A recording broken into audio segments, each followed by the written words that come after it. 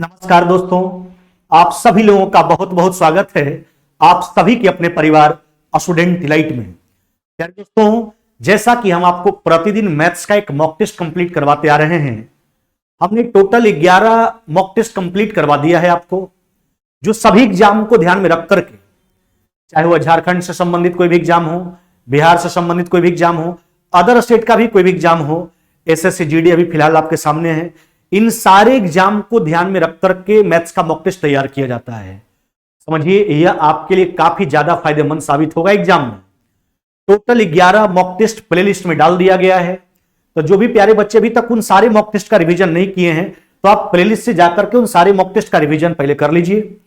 और आज बारी है 12वां मॉक टेस्ट का। चलिए शुरुआत करते हैं मॉक टेस्ट नंबर 12 का।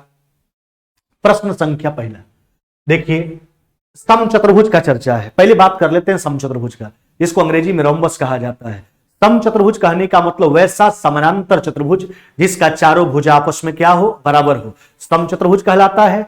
इसका विकर्ण एक दूसरे को समकोण पर समद्विभाजित करता है। इसका क्षेत्रफल होता है आधार गुने ऊंचाई, जबकि इसका क्षेत्रफल को दूसरा रूप में आप लिख सकते हैं 1/2 गुने विकर्णों का गुणनफल भी। नहीं, चलिए समचतुर्भुज का चर्चा है, पहले एक समचतुर्भुज का निर्माण कर लेते हैं। एक समचतुर्भुज का आप निर्माण कर लीजिए। अब देखिए क्या कहता है, समचतुर्भुज के एक हमने बोला वैसा समानांतर चतुर्भुज जिसका चारों का चारों भुजा आपस में क्या हो, बराबर हो। नहीं, वैसा समानांतर चतुर्भुज जिसका चार, यानी यह समानांतर चतुर्भुज का एक रूप है पैरेललोग्राम का। देखिए इसका एक भुजा का लंबाई अगर 17/3 सेंटीमीटर है, इसका मतलब हर एक भुजा का लंबाई 17/3 सेंटीमीटर होगा। अब देखिए ना, इसका एक विकर्ण का लंबाई दे रखा, दूसरा विकर्ण का लंबाई आपसे पूछा। अभी हमने बोला विकर्ण समकोण पर एक दूसरे को समद्विभाजित करता है। इसका एक विकर्ण 16/3 है, तो विकर्ण तो 90 डिग्री पर समद्विभाजित होता है। 16/3 को 2 बराबर भाग में बांटिए, यानी 8/3, और यह कितना हो जाएगा आपका 8/3। अब देखिए ना, तो दूसरा विकर्ण का लंबाई आपसे पूछा गया। यहां आपको दिखता होगा जितना भी ट्रायंगल बन रहा है सब राइट एंगल ट्रायंगल बनेगा, जिसका हाइपोटेनस है 17/3 और जबकि बेस 8/3। परपेंडिकुलर निकाल लेना है, यानी इस भुजा का मान निकालना है। तो आप देखिए घटा करके निकाल लीजिए। आप राइट एंगल ट्रायंगल का स्थिति को समझते हैं, है ना, उसमें p² + b² बराबर में h² हुआ करता है। अतः इसका मान निकालने के लिए कर्ण का वर्ग करके इसको घटाइए, तो 289/9 माइनस में 64/9 यानी 225/9, यानी कितना हो जाएगा 225/9 का स्क्वायर रूट, यानी 15/3। अगर यह 15/3 तो यह भी हो जाएगा आपका 15/3। ऐसे भी आप सोच सकते हैं 15 8 17 राइट एंगल ट्रायंगल होता है, बटा में 3 तो सबका है। तो दूसरा विकर्ण जो है, देखिए दूसरा विकर्ण का आधा हुआ आपका 15/3 सेंटीमीटर। इसका पूरा लंबाई निकालना है, इसका दुगुना कर लीजिए, तो 3 से 5 बार में काट लीजिए, यानी 5 × 2 कितना हो जाएगा मेरे भाई, ये हो जाएगा 10 सेंटीमीटर। क्या हो जाएगा आपका रिजल्ट, 10 सेंटीमीटर हो जाएगा। ऑप्शन नंबर क्या हो जाएगा, सी। याद का रखना है, समचतुर्भुज का जो विकर्ण होता है एक दूसरे को समकोण पर समद्विभाजित करता है। नहीं, चलिए अगला प्रश्न की ओर चलते हैं। प्रश्न संख्या दूसरा कहता, सुमन, साक्षी तथा मयंक एक साझेदारी करते। बात पार्टनरशिप का है। हमने आपको बताया है कि पार्टनरशिप में जो हम लाभ को बांटा करते हैं वह पूंजी गुना समय के आधार पर, यानी इन्वेस्टमेंट इनटू टाइम के रेशियो में। जो व्यक्ति जैसे पूंजी का निवेश करता है वही हिसाब से उसको लाभ दिया जाता है। अगर सबका समय बराबर है तो इन्वेस्टमेंट के रेशियो में बांट लेते हैं। कहता है सुमन साक्षी से 5 गुना और साक्षी मयंक के निवेश का 3/5 निवेश करती है वर्ष के अंत में। सबका समय बराबर है तो यहां जो लाभ बढ़ जाएगा वो इन्वेस्टमेंट के रेशियो में ही बढ़ जाएगा। कौन कौन व्यक्ति है,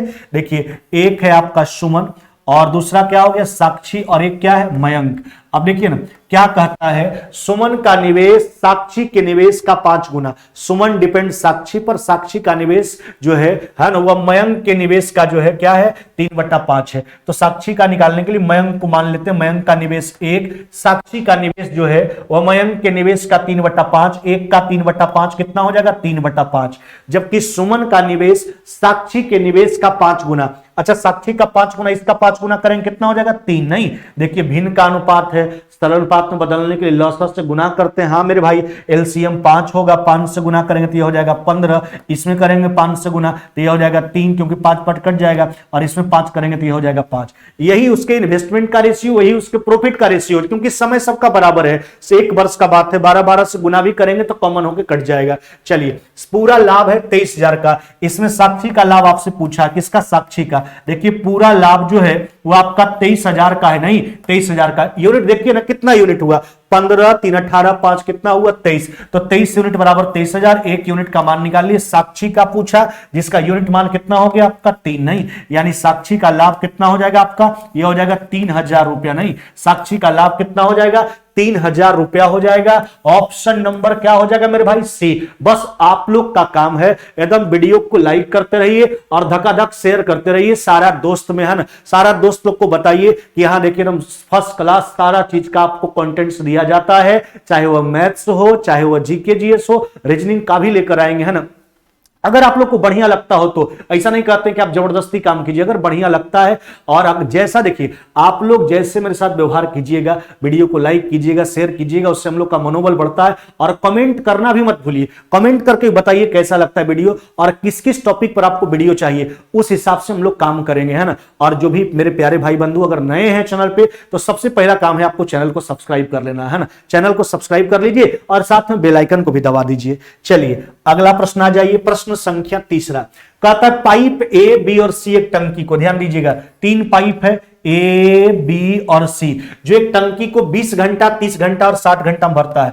ए जो है 20 घंटा में, बी जो है 60 घंटा में, बी जो है 30 घंटा में, बी जो है 30 घंटा में और सी जो है 60 घंटा में भरता है। चलिए यहां से टंकी का पूरा कैपेसिटी एलसीएम कितना हो जाएगा इसका 60, इफिशियंसी देख लीजिए यह हो जाएगा 3 2 कितना हो गया आपका 1। अब क्या कहता है सुनिए, कहता है पाइप ए बी और सी को क्रमशः उसी दिन 7 बजे 8 बजे और 9 बजे खोला गया, यानी सबसे लास्ट में कौन खुला सी 9 बजे खुला, लेकिन ए उसके पहले 7 बजे खुल चुका है, तो ये तो अकेले 2 घंटा काम कर लिया, ए का एफिशिएंसी कितना है 3, 2 घंटा काम करवा लीजिए। और बी कितना बजे खुल गया, बी खुल गया 8 बजे, तो 9 बजे से 1 घंटा पहले 1 घंटा बी भी काम कर लिया। अब देखिए यहां से तीनों गति में तीनों को खोल दिया गया, अब 9 बजे के बाद, तो यह जो समय आएगा ये 9 बजे के बाद का समय होगा। चलिए अब तीनों खुल गया, 3 2 5 कितना हो गया आपका 6। अब देख लीजिए 6 2 कितना 8 घट गया, यानी यह हो गया 52 बटा कितना हो गया आपका 6। चलिए इसको काट लीजिए, है ना, यह हो जाएगा आपका कितना, यह हो जाएगा 26 और ये कितना हो गया आपका 3, है ना, यानी 8.2 बटा 3 घंटा बाद 9 बजे के बाद। अब देखिए सुबह 9 बजे का बात था, 9 बजे से कितना घंटा लग गया, सुबह 9 बजे से कितना घंटा लगा, उसके बाद लगा 8 घंटा और 2/3 घंटा को मिनट में बदलने के लिए 60 से गुना करेंगे, यानी 8 घंटा 40 मिनट इसमें जोड़ लेंगे, कितना जोड़ेंगे 8 घंटा 40 मिनट। देखिए अगर आप 3 घंटा जोड़ते हो तो 9 3 12 बच जाएगा, 5 घंटा 40 मिनट हो, 5 घंटा 40 मिनट बचा, यानी समय हो जाएगा आपका 5:40, यानी शाम का समय 5:40 शाम में जाकर टंकी जो है वह पूरा क्या हो जाएगा, भर जाएगा 5:40 PM। ऑप्शन नंबर ए हो जाएगा, है ना, 9 बजे से 8 घंटा 40 मिनट बाद। हाँ मेरे भाई, अतः उत्तर हो जाएगा 5:40 में शाम में जाकर पूरा टंकी जो है भर जाएगा। आगे आ जाते हैं, प्रश्न संख्या 4।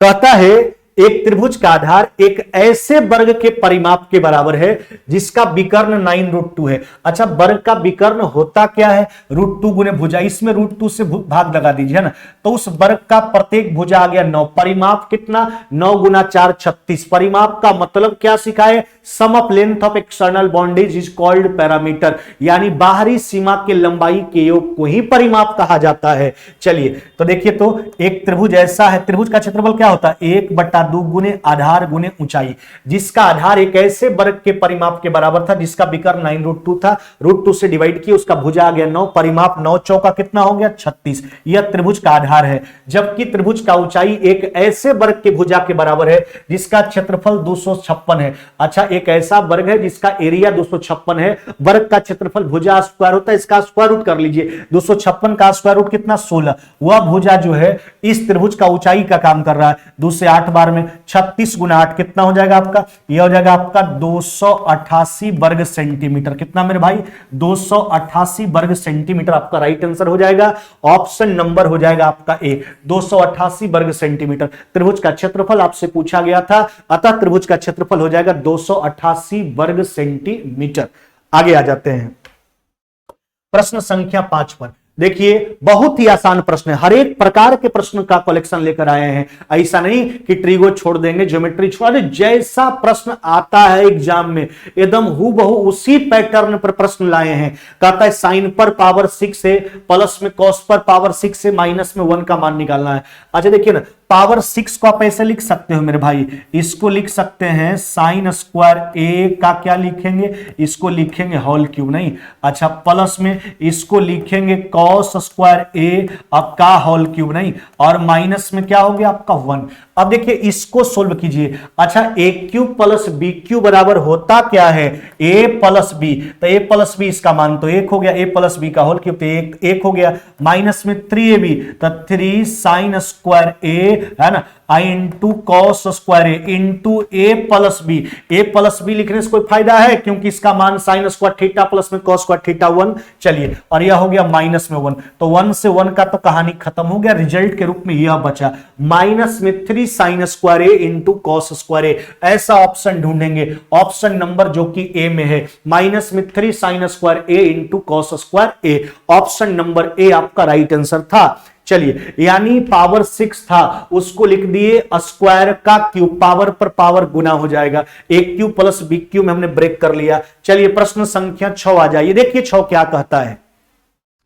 कहता त्रिभुज एक एबीसी एक समकोणीय त्रिभुज जिसमें कोण 90 डिग्री है, ए बी 6 AC 8, एक वृत्त जिसका केंद्र है ना ओ, जिसका केंद्र ओ है त्रिभुज के अंदर है। देखिए एक वृत्त जो है त्रिभुज के भीतर है, यानी समकोण त्रिभुज के अंतःवृत्त का बात किया गया। कैसा अंतःवृत्त का बात किया गया, यही बात किया गया ना, समकोण त्रिभुज के अंतःवृत्त का चर्चा है आपके साथ। अच्छा, इसमें कोण ए समकोण है, यह देखिए ए बी क्या हो गया आपका सी। अब देखो क्या कहता है, कहता है कोण ए समकोण है, ए बी का लंबाई कितना हो गया आपका 6, ए सी का लंबाई 8, 8 6 कितना हो जाएगा 10 राइट एंगल। इसके अंतःवृत्त जो है इसका परिमाप पूछा, पहले इसका रेडियस निकाल लेते हैं। क्या निकाल लेते हैं, रेडियस। हाँ, असमकोण त्रिभुज के अंतःवृत्त का त्रिज्या, इसको बाई प्रोसेस भी आप जा सकते हैं, लेकिन जो बता रहे हैं उस बात को गौर फरमाइएगा। समकोण त्रिभुज के अंतःवृत्त का त्रिज्या अगर निकालना है तो याद रखना है चला मेरे P प्लस बी माइनस में AH बटा 2। यह किसके लिए, अंतःवृत्त के त्रिज्या के लिए। अगर बाह्यवृत्त का त्रिज्या निकालना है तो यह होता है H/2, क्योंकि समकोण त्रिभुज का जो परिकेंद्र होता है वह कर्ण के मध्य बिंदु पर स्थित होता है, अतः उसके परिवृत्त का त्रिज्या कर्ण का आधा हुआ करता है। अंतःवृत्त का त्रिज्या P प्लस बी माइनस में H/2, बाह्यवृत्त का त्रिज्या H/2। निकाल लीजिए अंतःवृत्त का त्रिज्या, तब P प्लस बी माइनस में H/2, 14 में से 10 चला गया 2/2, यानी कितना हो जाएगा आपका, यह हो गया 2 सेंटीमीटर अंतःवृत्त का त्रिज्या। उस वृत्त का त्रिज्या है जो त्रिभुज के भीतर स्थित है। इस वृत्त का परिमाप पूछा, वृत्त का परिमाप क्या होता है 2πr, तो हो जाएगा 2πr। आपका रिजल्ट क्या हो जाएगा 4 पाई सेंटीमीटर, क्या हो जाएगा 4 पाई सेंटीमीटर। ऑप्शन नंबर डी मेरे भाई, हां इस वृत्त का परिमाप क्या हो जाएगा 4 पाई सेंटीमीटर। समकोण त्रिभुज के अंतःवृत्त का त्रिज्या P प्लस बी माइनस में H/2, बाह्यवृत्त का त्रिज्या H/2। चलिए आगे बढ़ जाते हैं, प्रश्न संख्या 7। कहते हैं आयताकार प्लॉट की लंबाई उसकी चौड़ाई से 20 मीटर ज्यादा है, लंबाई ही पूछा गया। चलिए लंबाई को अगर L मानिएगा, चौड़ाई से 20 मीटर ज्यादा था, इसका मतलब चौड़ाई इससे 20 मीटर क्या होगा, कम होगा। नहीं, यह हो गया उस आयताकार प्लॉट का लंबाई और चौड़ाई। क्या कहता, 26.5 रुपए प्रति मीटर की दर से बाड़ लगाने, बाड़ मतलब होता है घेरा, बाड़ लगाने का लागत कितना है 5300। अच्छा देखिए पूरे लागत में ध्यान दीजिएगा, अगर 1 मीटर की लागत से भाग लगा देंगे, 1 मीटर का लागत है 26 रुपया 50 पैसा, तब पूरे लागत 1 मीटर के लागत से भाग देंगे तो कितना मीटर का घेरा यह निकल करके आ जाएगा, यानी उस आयताकार प्लॉट का परिमाप निकल करके आ जाएगा। और आयताकार प्लॉट का परिमाप क्या होगा, लंबाई चौड़ाई के योग का दुगना 2 × L प्लस बी। तो यह जो निकल के आए उसका परिमाप है, यानी लंबाई चौड़ाई का योग का दुगना है, तो लंबाई चौड़ाई का योग निकालने के लिए उसका आधा कर लीजिए। देखिए 26 26.5 में 2 से गुना करेंगे 53 कट जाएगा, 100 बच गया। तो देखिए यह हो गया आपका 12, माइनस में हो गया आपका, हाँ मेरे भाई माइनस में 20 बराबर में कितना 100। अच्छा उधर भेज दीजिए, तो 12 बराबर हो गया आपका 120, अतः यल बराबर कितना हो जाएगा आपका, यल बराबर हो जाएगा आपका 60, यल बराबर कितना हो जाएगा आपका 60 मीटर हो जाएगा, क्या हो जाएगा 60 मीटर। यही आपसे पूछा भी गया था, प्लॉट का लंबाई बताइए, जिसको हमने यल के रूप में निरूपित किया था, वह हो जाएगा 60। अगर चौड़ाई पूछता 60 माइनस में 20 यानी 40 मीटर हो जाता। चलिए अगला प्रश्न की ओर आ जाइए, प्रश्न संख्या 8वां कहता है एक निश्चित धनराशि जो है 15 वर्षों में चक्रवृद्धि ब्याज की दर से 2 गुना हो जाता है, तो कितने वर्षों में अपने आप का 8 गुना हो जाएगा। देखिए सबसे पहले बात समझिए, चक्रवृद्धि ब्याज का जो धन बढ़ता है वह गुणोत्तर श्रेणी के हिसाब से बढ़ता है, ज्योमेट्रिक प्रोग्रेशन के हिसाब से बढ़ता है। गुणोत्तर श्रेणी कहने का मतलब, जहां देखिए श्रेणी 3 प्रकार का, एपी, जीपी, एचपी। जब पद के बीच का अंतर समान होता है तो उसको एपी में रखा जाता है, जब रेशियो समान होता है तो उसको जीपी में रखा जाता है, एपी का जो इनवर्स होता है एचपी कहलाता है। देखिए राशि जो है 15 साल में होता है कितना गुना, 2 गुना। अगला 15 साल में इसका 2 गुना, यानी कितना गुना हो गया 4 गुना। अगला 15 साल में इसका 2 गुना, 8 गुना हो गया। समय टोटल कितना लग गया मेरे भाई, तो टोटल समय लग गया 45 वर्ष। कितना लग गया 45 वर्ष, है ना। ऑप्शन नंबर कैसा टिक कीजिएगा, बी नंबर 45 वर्ष मेरे भाई, 45 वर्ष। इसको अगर ऐसे दूसरा रूप में बनाना चाहते हैं और भी उपाय बताते हैं आपको। देखिए पहले कितना गुना हो रहा है 2, बाद में कितना गुना होने का बाद की 8, तब सोचिए इस पर कितना पावर रखे 3, कुछ नहीं करना है। पहला समय में, है ना, पहला समय कितना था आपका 15, नहीं, उसमें पावर से गुना कर लीजिए, 15 गुना 3 कितना हो जाएगा 45 वर्ष। 45 वर्ष आपका राइट आंसर होगा। जैसे मर्जी वैसे प्रश्न को आप बना सकते हैं। 45 वर्ष ऑप्शन नंबर बी आपका राइट आंसर होगा। आगे आ जाइए, प्रश्न संख्या 9 की ओर चलते हैं। कहते हैं व्यक्ति ने 60 किलोमीटर की दूरी 7 घंटा में तय किया। कितना घंटा में, 7 घंटा में। यदि कुछ भाग 8 किलोमीटर प्रति घंटा की दर से पैदल और कुछ भाग 16 के स्पीड से साइकिल से। देखिए इस दूरी को 2 रूप में तय करता है, पैदल और साइकिल से। पैदल चलता उसका स्पीड है 8 किलोमीटर प्रति घंटा, साइकिल से चलता उसका स्पीड कितना 16 किलोमीटर प्रति घंटा। संपूर्ण दूरी को उसने, है ना, जो 60 किलोमीटर 7 घंटा में तय किया। औसत चाल निकाल लीजिए, 60 बटा कितना 7, एलिगेशन लगा लेंगे, बड़ा वाला में छोटा वाला घटा लीजिए, सोल सकते बलियोतल से, यानी हो जाएगा आपका 52 बट्टा कितना हुआ 7। इधर आ जाइए 56, 4 बट्टा कितना हुआ 7। देखिए 7 7 कट जाएगा, 4 से 13 बार में, यानी 13 अनुपात कितना हुआ 1। देखिए एक्चुअली होता क्या है, जब एलिगेशन लगाते हो तो मान पलट जाता है। तो अगर स्पीड लेके चल रहे हैं तो यह रेशियो जो आएगा किसका आएगा, टाइम का। अगर टाइम लेके चलिएगा तो किसका आएगा, वो आएगा स्पीड का, है ना। ये टाइम का रेशियो आ गया। पूरा जो समय लगा है संपूर्ण यात्रा में कितना घंटा लगा है आपको, 7 घंटा। 7 घंटा।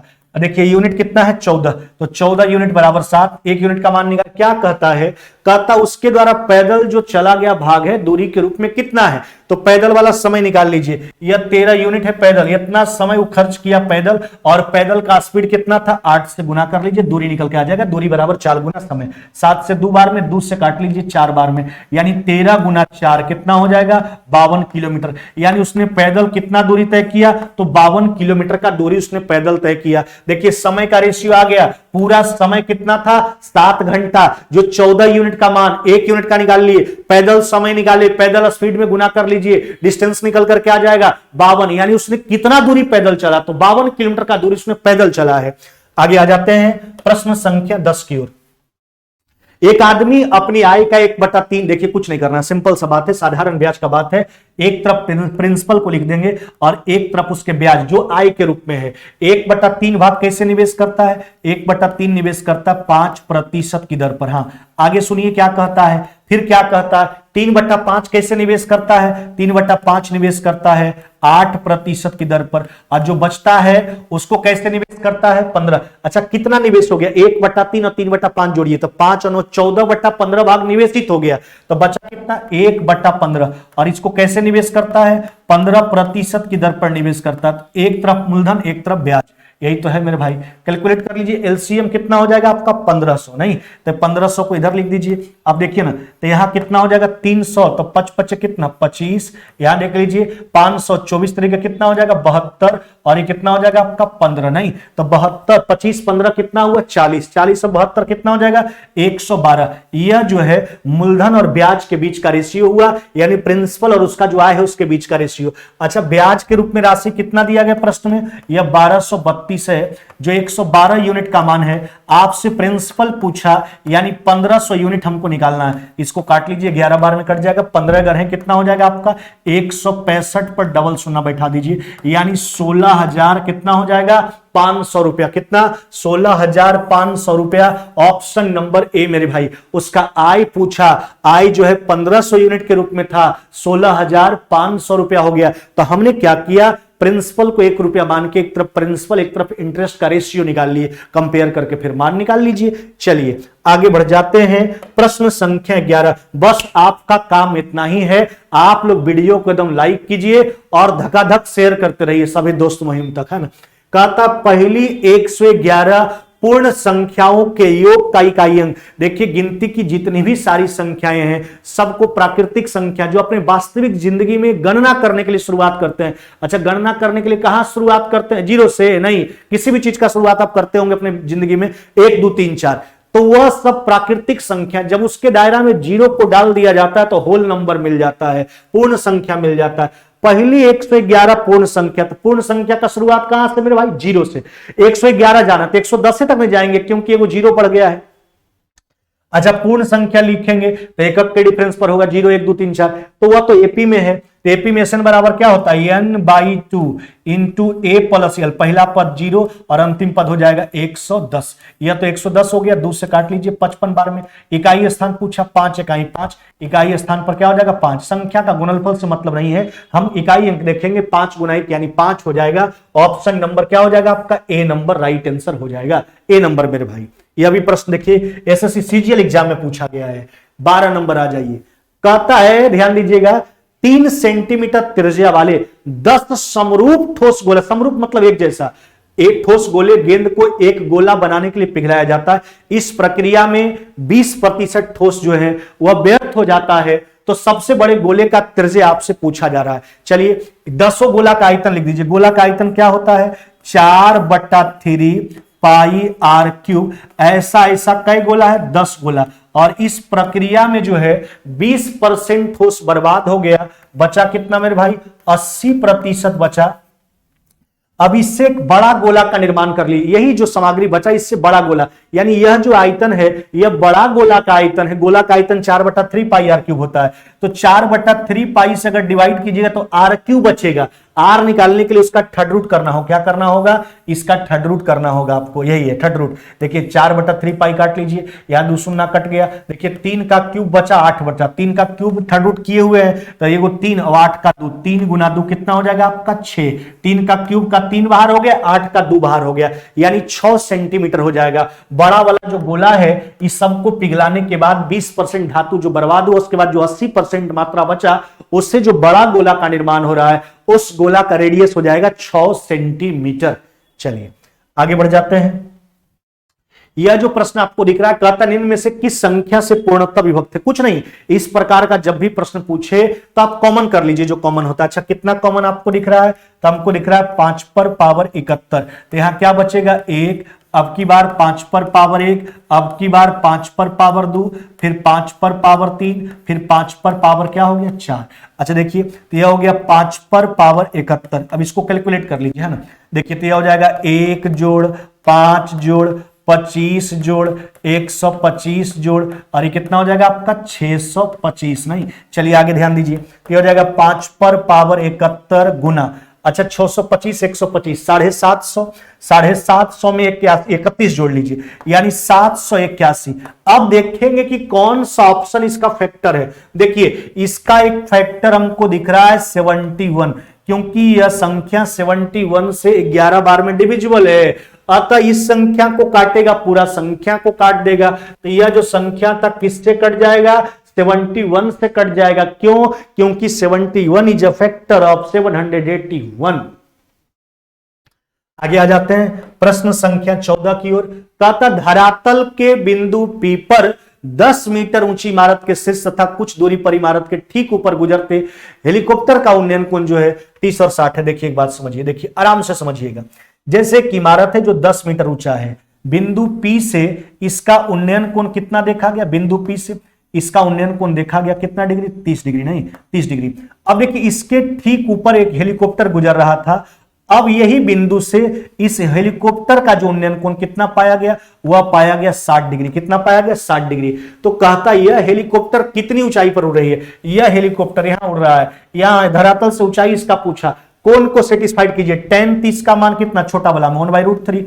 अब देखिए tan 60 बड़ा वाला, tan 60 का मान √3 लाने के लिए इसको कितना लेना पड़ेगा आपको? इसको लेना पड़ेगा 3, नहीं 3 में से 1 चला गया, ऊपर का ऊंचाई कितना हो गया? 2।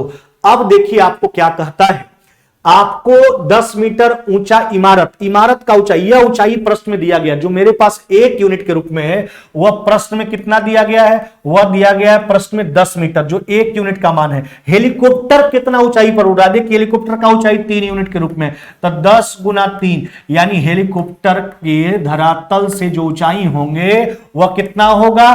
30 मीटर का होगा। हेलीकॉप्टर धरातल से कितना ऊंचाई पर उड़ रहा है? तो 30 मीटर की ऊंचाई पर उड़ रहा है। देखिए कितना आसान तरीका से, बिल्कुल बस जाइए रेशियो पर आराम से ब्रेक कर लीजिए, कंपेयर करके आगे चल जाइए। प्रश्न संख्या 15। एक फल विक्रेता जो है 100 संतरा खरीदा 80 रुपया में, यदि इसमें से 20 जो है, देखिए 80 रुपया में 100 गो खरीदा, अच्छा तो इस 100 गो का क्रय मूल्य था, लेकिन 20 संतरा सड़ गया। अब देखिए ना, सिंपल सा बात है, तब तो उसका लागत कीमत बढ़ जाएगा, है ना। पहले 80 संतरा 100 में पड़ा करता था, लेकिन 20 खराब हो गया, तब तो 80 ही उसके पास बचा, तब उसका वास्तविक क्रय मूल्य यह हो गया। एक संतरा का देखिए पहले 80/100 होता, लेकिन अब 20 सड़ गया तो उसका ही लॉस हुआ भाई। अब वास्तविक रूप में एक का कीमत इतना पड़ रहा है, जो बचा हुआ संतरा है। लाभ चाहिए तो एक संतरा का वास्तविक क्रय मूल्य यह पड़ रहा है, लाभ चाहिए तो ज्यादा में बेचना होगा। 125 बटा कितना? 100। इस 80 से 80 उड़ा लीजिए, 125/100, यानी ₹1.25 के हिसाब से संतरा बेचेगा, है ना, प्रत्येक के हिसाब से। तब जाकर के जो है ना, उसको जो है यानी फल विक्रेता को 25% का लाभ हो पाएगा। आगे प्रश्न संख्या 16। देखिए tan अल्फा बराबर 1/2, tan बीटा बराबर 1/3, अल्फा प्लस बीटा। अच्छा इसको लिख देते हैं हम ऐसे, देखिए tan अल्फा प्लस बीटा, है ना, बराबर में लिखते हैं, है ना, tan a प्लस बी बराबर क्या लिखिएगा? tan a, है ना, प्लस में हो गया आपका tan b, और बटा हो जाएगा 1 माइनस में tan a into tan b, 1 minus में tan a into tan b। चलिए मान का प्रयोग कर लेते हैं, आराम से सोचिए। tan अल्फा का मान कितना है? 1/2 प्लस में 1/3, हाँ मेरे भाई, बटा 1 माइनस में 1/2 गुना 1/3। अब देखिए ऊपर सोल्व करते हैं, 5/6। अब देखिए 6 में से 1 चला गया, 5/6, यानी यह हो गया आपका 1। और 1 कहने का मतलब tan के रूप में कितना डिग्री? tan 45 degree. देखिए tan अल्फा प्लस बीटा बराबर tan 45 डिग्री, tan दोनों तरफ है मेरे भाई, अतः अल्फा प्लस बीटा बराबर में कितना हो जाएगा? 45 डिग्री। कितना? अल्फा प्लस बीटा बराबर 45 डिग्री। ऑप्शन नंबर क्या मेरे भाई? बी नंबर हो जाएगा। समझ रहे हैं ना बात को? tan a प्लस बी बराबर tan a plus tan b बट्टा 1 माइनस में tan a into tan b। tan a minus B बराबर यहां माइनस, यहां प्लस, tan a माइनस में tan b बट्टा 1 plus tan a into tan b। चलिए अगला प्रश्न पर आ जाइए, प्रश्न संख्या 17। कहते वर्तमान में माया और छाया दोनों की उम्र के बीच का रेशियो कितना? 6:5 है। कहता अब से 15 वर्ष बाद इसका रेशियो 9:8। समान राशि जोड़ते घटाते हैं, इन परिस्थितियों में अंतर को बराबर करते हैं। 6:5 का अंतर 1, 9:8 का अंतर 1 करना है, कुछ नहीं, बराबर है। अच्छा यूनिट कितना बढ़ता हुआ दिख रहा है? 3, है ना, दोनों तरफ। और बढ़ता कै साल है? 15 साल बढ़ता है, जो 3 यूनिट का मान है। 1 यूनिट का मान निकाल लीजिए। कहता है वर्तमान में माया का उम्र क्या है? 6 यूनिट के रूप में है। चलिए वर्तमान में माया का उम्र पूछा गया, 3 से 2 बार में 15 गुना 2, यानी कितना हो जाएगा मेरे भाई? 30 वर्ष। वर्तमान में माया का उम्र कितना है? तो 30 वर्ष है। कितना? 30 वर्ष है। ऑप्शन नंबर सी मेरे भाई, वर्तमान में माया का जो उम्र है वह 30 साल है। चलिए प्रश्न संख्या 18।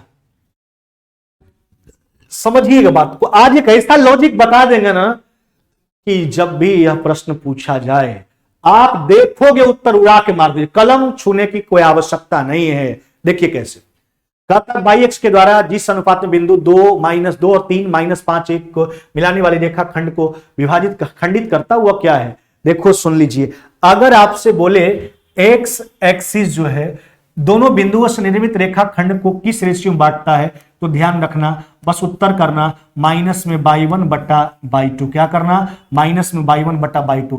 अगर आपसे बोले कि बाई एक्सिस दोनों बिंदुओं से निर्मित रेखाखंड को किस रेशियो में बांटता है, उत्तर याद रखना माइनस में x1 बट्टा x2। क्या मेरे भाई? माइनस में x1 बट्टा x2। बस इससे आसान कुछ हो सकता है? बाई एक्सिस से पूछा, उत्तर क्या करोगे? माइनस में x1 बट्टा x2, यानी यह हो जाएगा 2 बट्टा, यह हो गया माइनस में 5, माइनस माइनस प्लस हो जाएगा 2 बट्टा 5, यानी रेशियो कैसा आ जाएगा? 2:5। क्या मेरे भाई?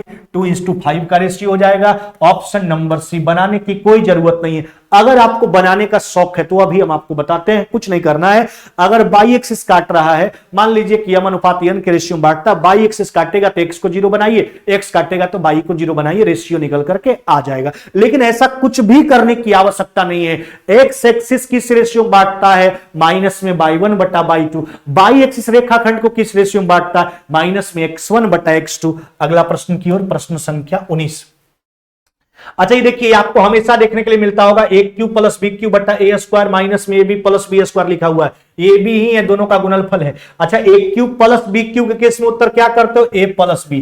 चलिए इसको जोड़ लीजिए, तो 2 2 4 और 1 कितना हो गया? 5। इधर का काम क्लियर। बराबर में 5 गुना 10 पर पावर क्या हो गया? के। 5 से 5 उड़ा दीजिए, 10 पर पावर के बराबर 1। 1 को लिखेंगे 10 पर पावर 0।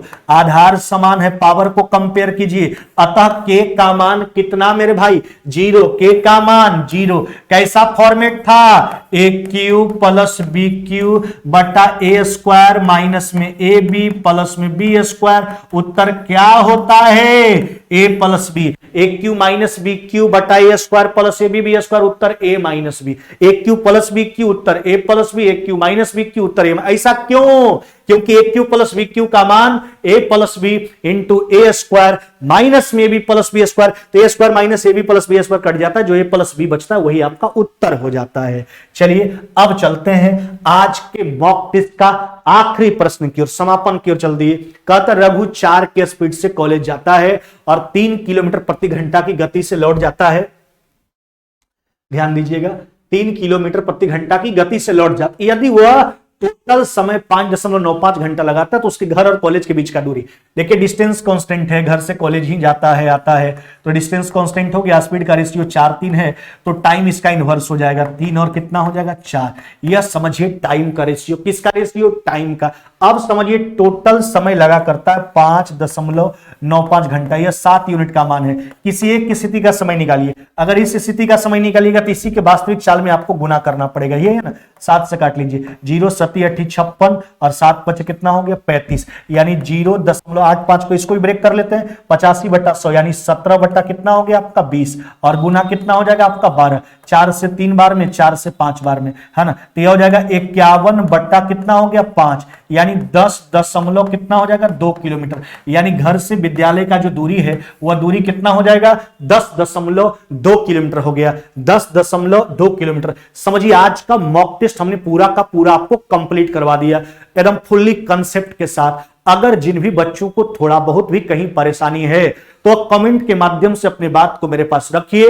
अगला वीडियो में यानी नेक्स्ट मॉक टेस्ट में उसमें भी सुधार करके हम आपको बताएंगे, है ना। और आप लोग को बस इतना ही कहा जाता है, आप लोग बस अगर हम लोग से प्यार करते हैं तो इतना ही कीजिए कि आप लोग वीडियो को लाइक कीजिए और शेयर कीजिए सभी दोस्तों के साथ। और जो भी मेरे प्यारे भाई बंधु अभी नए चैनल से जुड़े हैं, चैनल को सब्सक्राइब कर लीजिए और साथ में बेल आइकन को दबा लीजिए। फिलहाल आज के वीडियो में इतना ही, फिर मुलाकात होगी नेक्स्ट वीडियो में। तब तक जय हिंद, जय भारत।